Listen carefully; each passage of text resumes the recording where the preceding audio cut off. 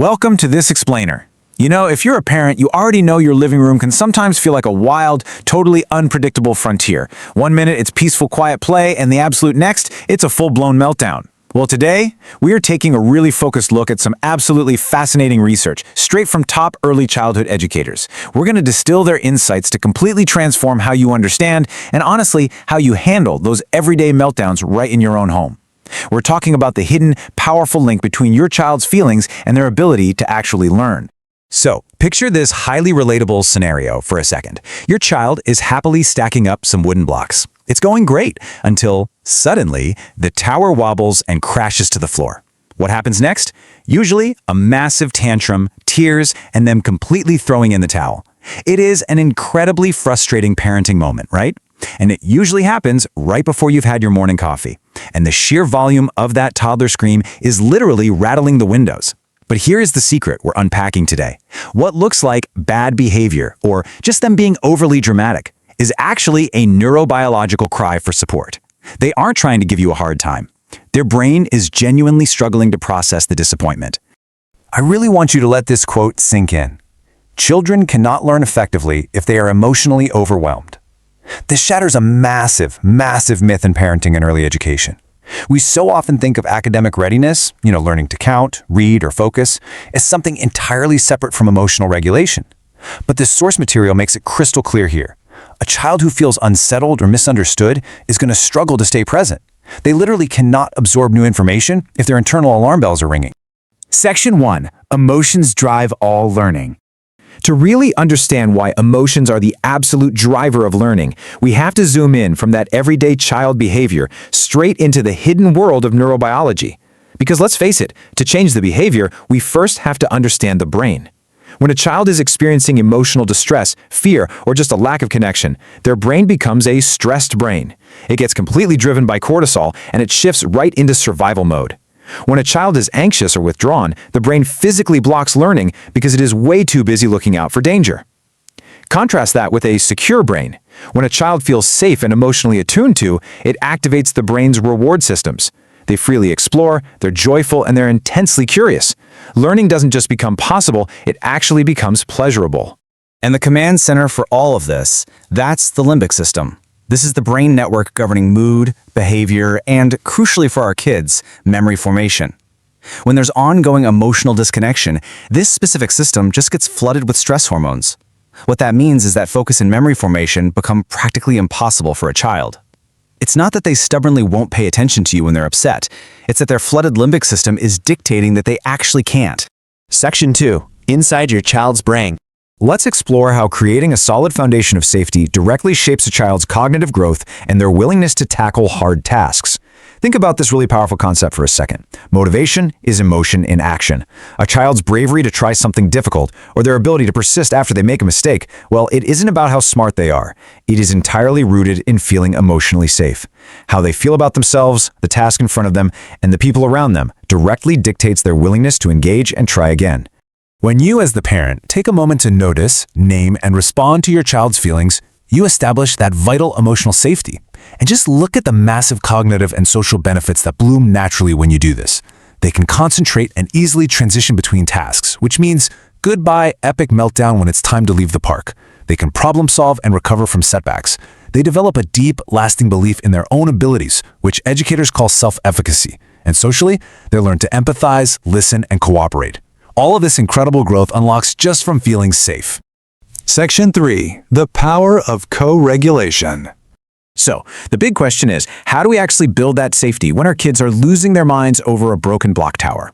We use co-regulation. This is defined as an adult actively helping a child navigate and make sense of emotions as they arise. You are literally bridging the gap between your child's dysregulated limbic system and a state of calm.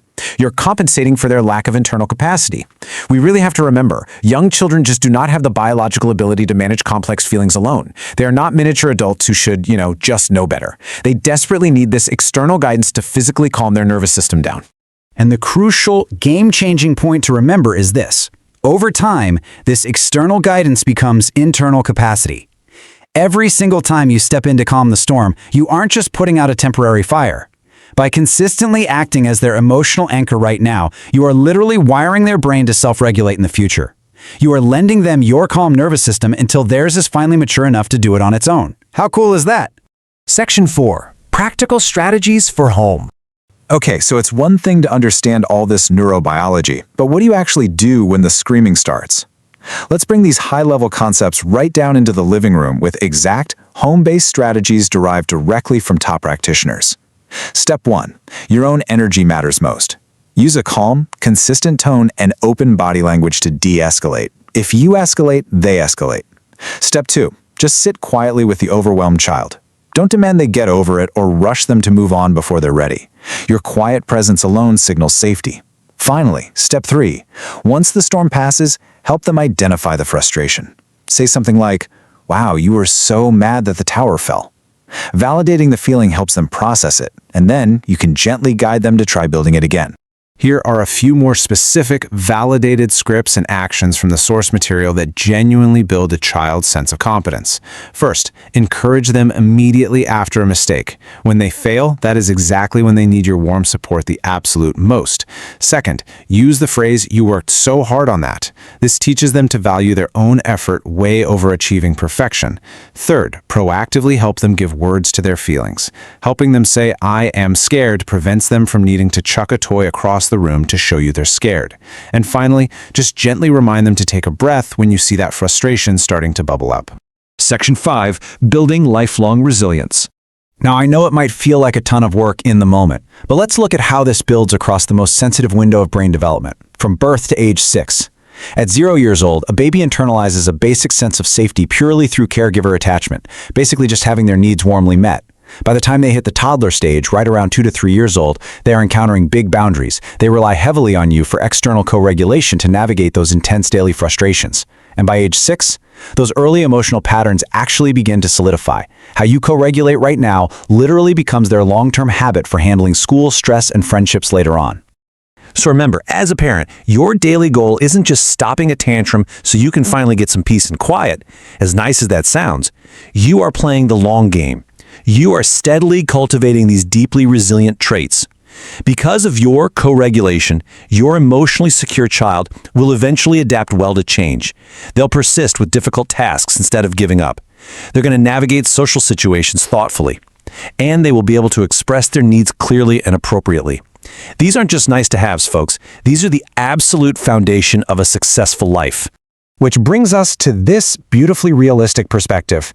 Early emotional support doesn't guarantee a smooth path, but it equips children with the tools to walk it more confidently. Parenting is still going to be challenging. There's no magic wand here. Your child is still going to face heartbreak, failure, and frustration out in the real world. But by focusing on their emotional well-being and practicing co-regulation at home, you are giving them the internal toolkit they need to handle absolutely whatever life throws at them. Which leaves us with this final, vital thought to ponder today. The very next time that block tower falls and the tears start flowing, ask yourself, are you just trying to manage their behavior to get through the moment, or are you actively co-regulating to build their brain?